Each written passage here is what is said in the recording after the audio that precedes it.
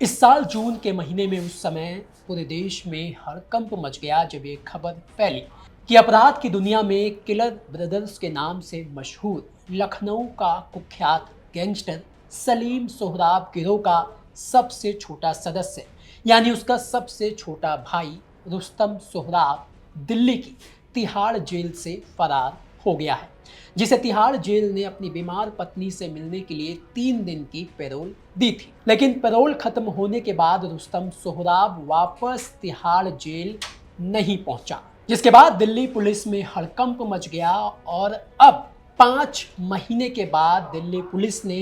रुस्तम सोहराब को कोलकाता से ढूंढ निकाला है, उसे गिरफ्तार कर लिया है। बता दें कि दिल्ली पुलिस से छिपकर रुस्तम सोहराब कोलकाता में टैक्सी ड्राइवर बनकर रह रहा था, लेकिन इस बात का पता दिल्ली पुलिस ने लगा लिया और आखिरकार उसकी जो जगह थी तिहाड़ जेल, जहां से वो फरार हुआ था, उसे वहीं पर दोबारा पहुंचा दिया। अब सवाल यह है कि आखिर कौन है ये गैंगस्टर रुस्तम सोहराब, जिसने पिछले 5 महीनों तक दिल्ली पुलिस की नाक में दम किया हुआ था, जो पिछले 5 महीनों से फरार चल रहा था, जिसे ढूंढने के लिए दिल्ली पुलिस ने दिन रात एक कर दिया था। आखिर कैसे दिल्ली पुलिस ने इस गैंगस्टर रुस्तम सोहराब को कोलकाता से ढूंढ निकाला,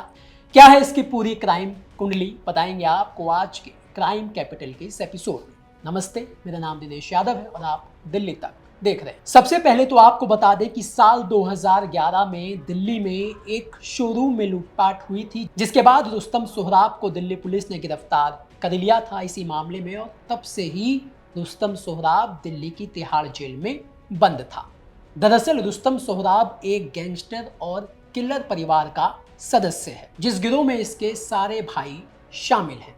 अब आज से ठीक 20 साल पहले यानी कि साल 2005 में ईद के दिन अपने दुश्मनों को मारने से पहले सलीम सोहराब और रुस्तम सोहराब, जो दोनों भाई हैं, उन्होंने उस समय के तत्कालीन एसएसपी को कॉल किया, उन्हें धमकाया और ये कहा कि हम इन 3 लोगों को मारने जा रहे हैं, यानी इनकी हत्या करने जा रहे हैं, अगर आप में दम है तो रोक लो। और उसी दिन इन दोनों भाइयों ने मिलकर ईद वाले दिन लखनऊ में ट्रिपल मर्डर किया, यानी एक ही दिन में, यानी उसी दिन जिस दिन इन्होंने एसएसपी को धमकाया, चैलेंज किया, और इसी दिन इन्होंने लखनऊ यानी उत्तर प्रदेश की राजधानी में ट्रिपल मर्डर किया। इस हत्याकांड के बाद पूरा लखनऊ दहल गया, लेकिन इस हत्याकांड ने इन दोनों भाइयों को कुख्यात गैंगस्टर बना दिया, जिसके बाद इन दोनों भाइयों का नाम अपराध की दुनिया में ऐसा चला कि जेल में रहते हुए इनका नाम पॉलिटिकल मर्डर में सामने आया। पॉलिटिकल मर्डर भी कोई छोटा मोटा नहीं, बल्कि इन दोनों भाइयों पर यह आरोप है कि इन्होंने समाजवादी पार्टी के पूर्व सांसद शफीकुर रहमान बर्क के नाते की हत्या की। उसके बाद बीजेपी पार्षद पप्पू पांडे की भी हत्या करवाने का जेल के अंदर रहते हुए इन दोनों पर आरोप लगा। अब साल 2011 में इन दोनों भाइयों ने दिल्ली के करोल बाग में एक ज्वेलरी शोरूम में दिन दहाड़े लूटपाट की, डकैती की वारदात को अंजाम दिया, जिसके बाद दिल्ली की अदालत ने इन दोनों भाइयों को आजीवन कारावास की सजा सुनाई। इस मामले के बाद से ही दोनों भाई दिल्ली की तिहाड़ जेल में बंद थे, लेकिन 26 जून को रुस्तम सोहराब, जिसने अपनी बीमार पत्नी का हवाला देते हुए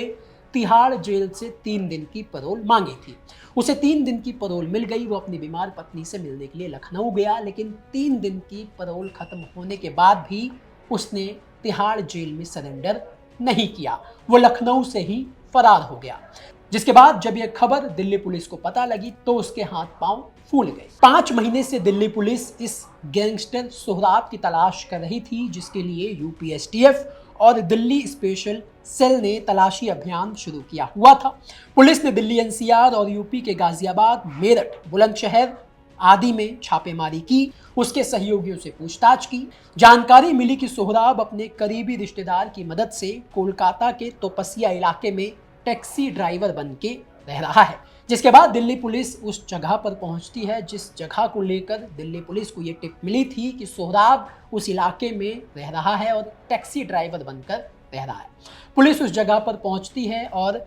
रिपन स्ट्रीट से सोहराब को गिरफ्तार कर लिया जाता है, जिसके बाद उसे कोलकाता से दिल्ली लाया जाता है और उसके बाद उसे फिर तिहाड़ जेल में भेज दिया गया। आपको बता दें कि 38 साल के सोहराब पर लखनऊ, कानपुर और दिल्ली में अपहरण, हत्या, फिरौती और डकैती के 20 से ज्यादा मुकदमे दर्ज हैं। सोहराब एक खतरनाक अपराधी है जिसने जेल में रहते हुए भी संगीन राजनीतिक हत्याओं का नेटवर्क संचालित किया और उसके बाद परोल पर अपनी बीमार पत्नी से मिलने का हवाला देकर उसने जेल से फरार होने की साजिश रची और फिर वो जेल से फरार हो गया। लेकिन एक कहावत है कि कानून के हाथ बहुत लंबे होते हैं, अपराधी कितना ही भागने और बचने की कोशिश क्यों ना करे, एक दिन उसे उसकी सही जगह पहुंचा दिया जाता है। तो सोहराब की सही जगह तिहाड़ जेल थी, जहां पर उसे 5 महीने के बाद एक बार फिर से पहुंचा दिया गया है।